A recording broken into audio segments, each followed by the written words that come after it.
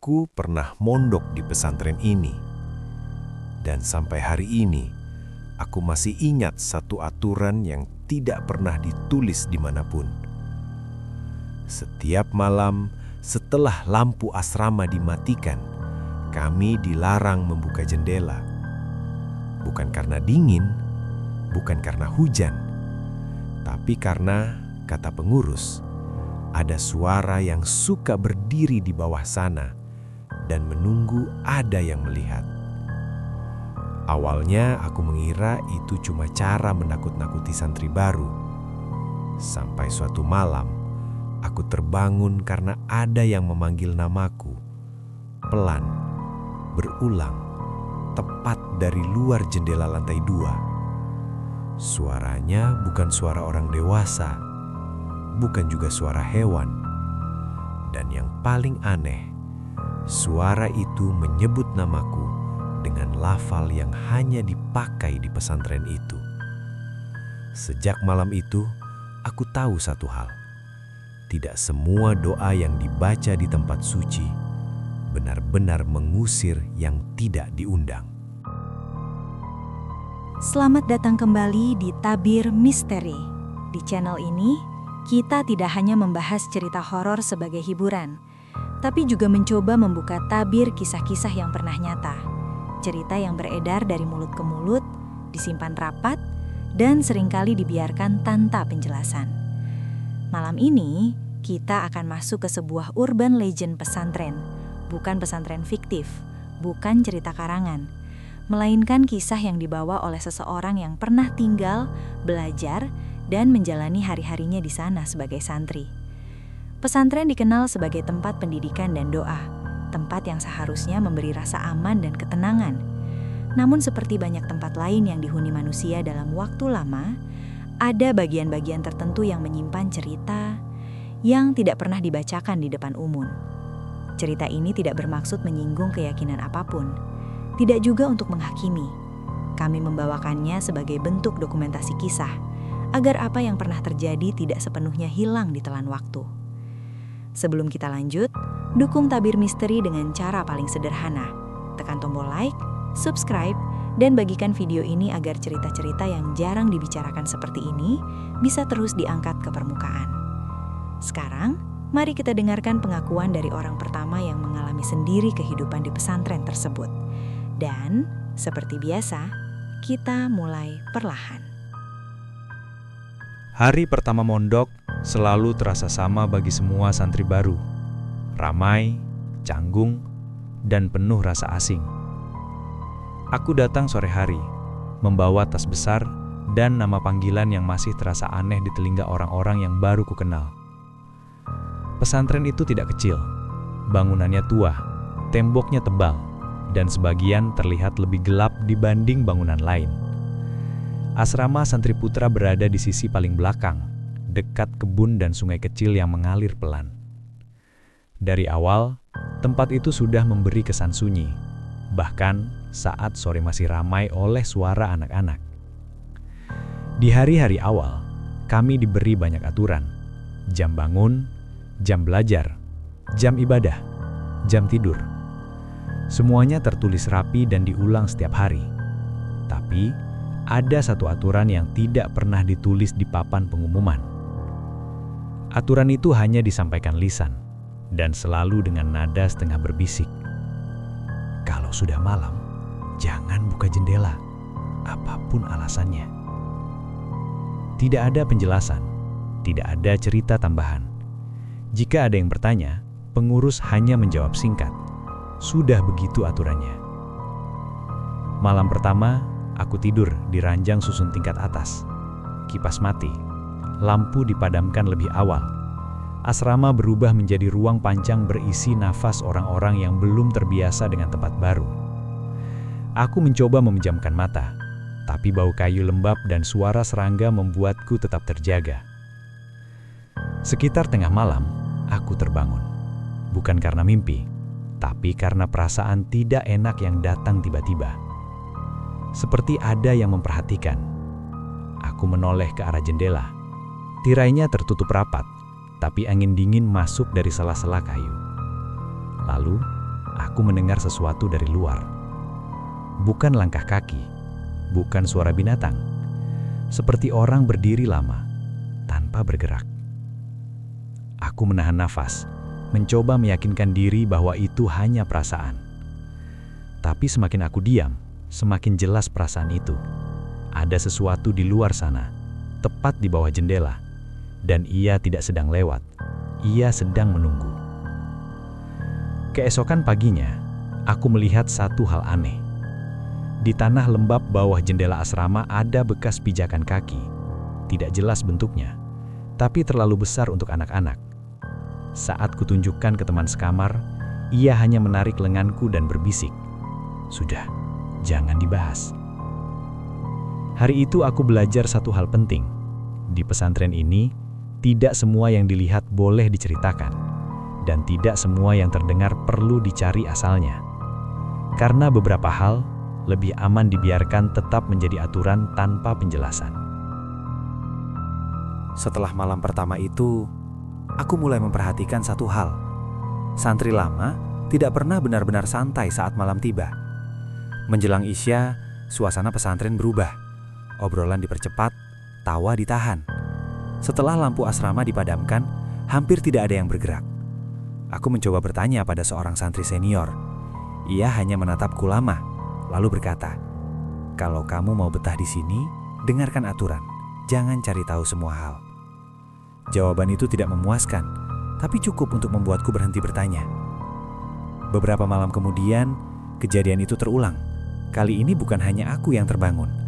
Sekitar pukul 2 lewat, terdengar suara gesekan dari luar jendela. Seperti kuku menyentuh kayu, perlahan dan berulang. Nafas di asrama tertahan serempak. Seseorang di ranjang bawah berbisik, "Jangan buka mata." Aku tidak tahu siapa yang berkata begitu, tapi kalimat itu membuat bulu kuduku berdiri. Karena suara dari luar berhenti, tepat setelah bisikan itu terdengar. Lalu datang suara lain, panggilan nama. Satu persatu. Bukan teriakan, bukan bisikan, tapi nada datar, seperti orang membaca daftar. Yang dipanggil bukan hanya aku, beberapa nama lain juga disebut, termasuk santri lama yang sudah bertahun-tahun mondok di situ. Saat satu nama disebut, orangnya menggigil.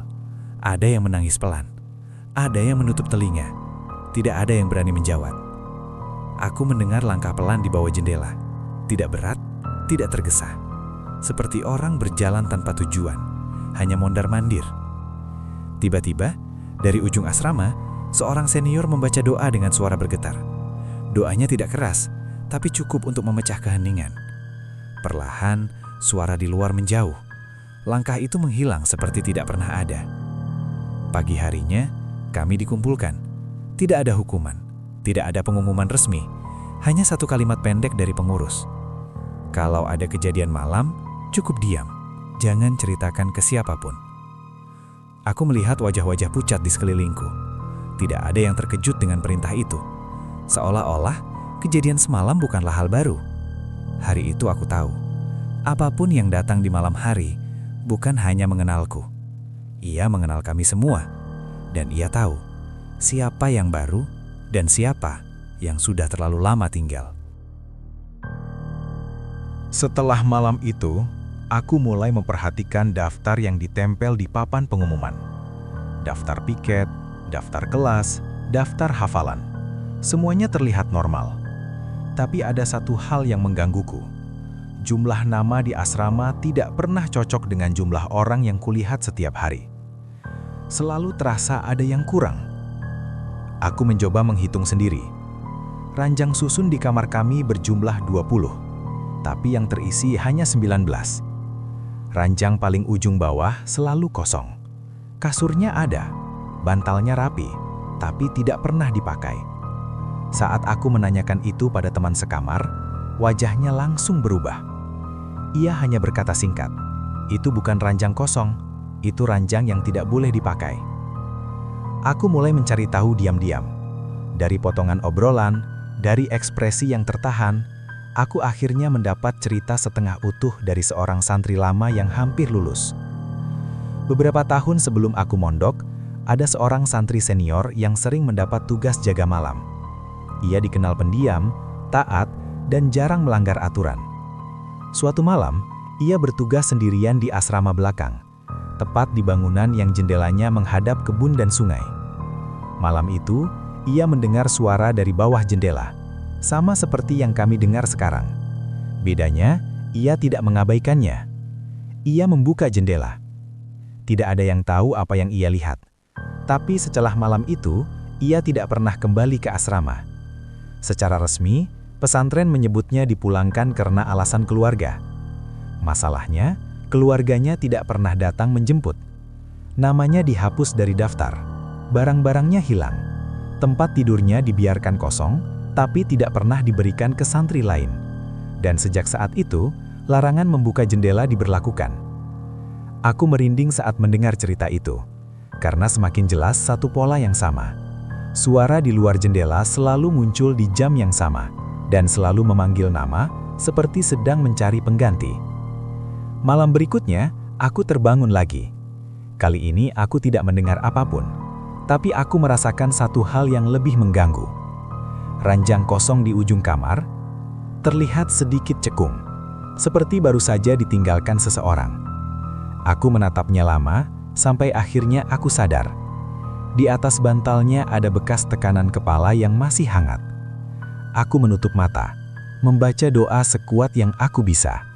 Tapi di tengah doa itu, aku mendengar bisikan dari arah ranjang kosong. Bukan namaku, tapi nama santri yang tidak pernah boleh disebut. Tidak semua santri percaya cerita. Selalu ada yang menganggapnya berlebihan. Cara lama untuk menakut-nakuti yang baru. Dan di pesantren itu, orang seperti itu pasti ada. Termasuk seorang santri baru yang datang beberapa bulan setelah aku. Namanya sering disebut karena satu hal. Berani. Ia tidur di ranjang dekat jendela. Ranjang yang jaraknya paling dekat dengan larangan itu sendiri. Sejak awal, ia sering membuka tirai sedikit saat malam, sekedar mengintip keluar. Setiap kali ditegur, ia hanya tertawa kecil. Kalau memang ada, harusnya kelihatan, katanya. Malam itu hujan turun deras. Angin membuat jendela bergetar pelan. Sekitar pukul 2 lewat, suara itu datang lagi. Lebih jelas, lebih dekat. Bukan hanya berdiri, tapi berjalan bolak-balik di bawah jendela. Aku terbangun bersamaan dengan hampir seluruh isi kamar. Lalu terdengar ketukan. Pelan, teratur, tepat di kayu jendela. Santri di ranjang dekat jendela itu bangun. Ia duduk, menatap tirai yang bergerak halus tertiup angin. Tanpa bicara, ia meraih tirai itu. "Jangan," bisik seseorang. Terlambat. Tirai tersibak, jendela dibuka sedikit. Tidak ada teriakan, tidak ada suara keras, hanya satu tarikan nafas panjang. Bukan dari dalam kamar, tapi dari luar. Seperti seseorang yang akhirnya menemukan apa yang ia cari. Lampu tiba-tiba padam. Dalam gelap, aku mendengar suara kaki naik ke dinding. Bukan memanjat, lebih seperti berdiri di posisi yang tidak seharusnya. Lalu suara itu berbicara. Bukan ke kami semua, hanya ke satu orang. Namanya disebut dengan nada puas. Setelah itu, tubuh santri itu jatuh ke lantai. Pingsan. Tapi wajahnya tidak seperti orang pingsan biasa. Matanya terbuka, mulutnya komat kamit, mengulang satu kalimat yang sama. "Aku sudah dibuka." Pengurus datang beberapa menit kemudian. Tidak ada panik, tidak ada pertanyaan. Santri itu dibawa keluar, jendela ditutup, asrama kembali sunyi, seolah tidak pernah terjadi apapun. Keesokan harinya, ranjang santri itu kosong. Secara resmi, ia dipindahkan kamar. Tapi tidak ada yang pernah melihatnya lagi di pesantren itu. Sejak malam itu, suara tidak lagi berdiri di bawah jendela. Ia sudah masuk. Setelah malam itu, tidak ada kejadian besar yang langsung terlihat. Tidak ada suara memanggil nama, tidak ada ketukan di jendela. Larangan tetap ada, tapi terasa seperti formalitas. Seolah sesuatu sudah berubah, dan semua orang mengetahuinya, tanpa perlu bicara. Yang berubah adalah kami. Beberapa santri mulai sulit tidur. Ada yang terbangun dengan tubuh berkeringat dingin tanpa mimpi. Ada juga yang mendadak lupa hafalan ayat yang sudah bertahun-tahun ia kuasai. Ada juga yang menangis saat sholat malam, bukan karena khusyuk, tapi karena takut. Aku sendiri mulai merasakan hal aneh saat berdoa. Kata-kata yang biasa mengalir lancar, kini terasa berat di lidah. Seperti ada bagian doa yang selalu terpotong, tidak pernah sampai ke ujung. Setiap malam, tepat di jam yang sama, aku terbangun. Tidak mendengar suara apapun, tapi aku tahu ada yang terjaga bersamaku. Bukan di luar jendela, bukan di lorong, tapi di dalam asrama. Aku mulai sering melihat bayangan berdiri di antara ranjang, tidak bergerak, tidak mendekat, hanya berdiri menghadap ke arah kiblat. Jika aku menutup mata dan membuka lagi, bayangan itu masih di sana, lebih dekat sedikit. Yang paling mengganggu adalah ekspresi wajah teman-temanku. Senyum mereka terasa dipaksakan. Candaan cepat mati. Beberapa santri lama memilih memperbanyak puasa, seolah ingin mengurangi keberadaan mereka sendiri. Suatu malam, aku mendengar suara isak pelan di dekat ranjang kosong. Ranjang yang dulu tidak boleh dipakai. Saat aku memberanikan diri menoleh, tidak ada siapapun. Tapi sajadah di lantai terlihat basah, seperti baru digunakan lama. Keesokan harinya, satu santri mendadak dipulangkan. Bukan karena sakit, bukan karena keluarga. Alasan resminya selalu sama. Sudah waktunya. Kami tidak pernah tahu kemana mereka pergi. Yang kami tahu, jumlah kami semakin berkurang, dan asrama terasa semakin penuh oleh sesuatu yang tidak terdaftar. Aku mulai menyadari satu hal yang paling menakutkan. Yang datang ke pesantren ini bukan hanya untuk menakuti. Ia datang untuk ikut tinggal. Dan ia memilih tempat di antara doa-doa yang tidak pernah selesai. Keputusanku untuk keluar dari pesantren itu tidak datang tiba-tiba. Tidak ada satu kejadian besar yang memaksaku. Justru karena semuanya terasa terlalu tenang. Tenang yang tidak wajar, seperti permukaan air yang menutup sesuatu di bawahnya. Aku dipulangkan dengan alasan yang sama seperti yang lain, keluarga. Tidak ada upacara perpisahan, tidak ada doa bersama. Namaku dicoret dari daftar, tas dikemas cepat, dan aku diminta pergi sebelum maghrib. Seolah-olah semakin cepat aku keluar, semakin baik. Saat melangkah melewati gerbang pesantren, aku sempat menoleh ke belakang. Jendela asrama belakang tertutup rapat. Tapi aku merasakan hal yang sama seperti malam-malam sebelumnya. Perasaan sedang diperhatikan. Bukan dari luar, dari dekat. Hari-hari pertamaku di rumah terasa normal. Terlalu normal. Aku tidur di kamar sendiri, lampu mati, jendela terbuka. Tidak ada suara. Tidak ada bayangan. Hampir membuatku percaya bahwa semua yang terjadi di pesantren hanya tekanan pikiran. Sampai malam ketiga, aku terbangun di jam yang sama, 02.47. Tidak ada mimpi, tidak ada suara, tapi tubuhku kaku, seperti sedang berdiri di asrama, bukan di kamarku sendiri. Aku ingin bergerak, tapi mataku tertuju ke satu sudut ruangan. Ada bagian gelap yang lebih pekat dari seharusnya. Dari sana, aku mendengar suara nafas. Pelan, teratur. Seperti orang yang sedang ikut sholat, berdiri tepat di sampingku. Aku membaca doa dalam hati. Tapi seperti di pesantren, doa itu terasa terpotong. Tidak pernah sampai akhir. Sejak malam itu, aku mulai sadar. Yang pergi dari pesantren itu hanya tubuhku. Kebiasaan-kebiasaan aneh ikut terbawa. Aku tidak bisa tidur dengan jendela terbuka. Aku selalu terbangun di jam yang sama. Dan yang paling mengganggu, aku sering menyebut satu nama dalam tidurku. Nama yang tidak pernah boleh disebut. Beberapa tahun kemudian, aku bertemu mantan santri lain. Kami tidak saling bertanya banyak. Tidak perlu. Dari cara mereka menghindari jendela, dari cara mereka menyalakan lampu kecil saat tidur, aku tahu. Mereka membawa hal yang sama. Kami semua dipulangkan, tapi tidak semua benar-benar pergi. Aku tidak menyampaikan cerita ini untuk menuduh, tidak juga untuk menakut-nakuti. Aku menyampaikannya karena ada tempat-tempat yang tidak pernah benar-benar melepaskan orang-orang yang pernah tinggal di dalamnya. Pesantren itu mungkin masih berdiri, atau mungkin sudah berubah fungsi. Tapi selama masih ada yang terbangun di jam yang sama, selama masih ada doa yang terasa tidak selesai, cerita itu belum berakhir. Karena yang paling mengerikan bukan apa yang muncul di jendela, melainkan apa yang diam-diam ikut pulang. Kita sampai di penghujung cerita malam ini. Bukan dengan jawaban yang pasti, dan bukan pula dengan rasa lega. Karena kisah yang baru saja kita dengar bukan sekedar tentang gangguan atau sosok yang menampakkan diri, melainkan tentang jejak yang tertinggal dalam diri manusia.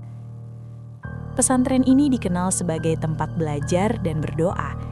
Namun, seperti banyak tempat yang dihuni lama oleh manusia, ada peristiwa-peristiwa yang tidak pernah dicatat dengan rapi. Ada kejadian yang dipilih untuk disimpan, bukan untuk diselesaikan. Horor dalam cerita ini tidak datang untuk menantang iman, dan tidak pula untuk merendahkan kesucian tempat ibadah.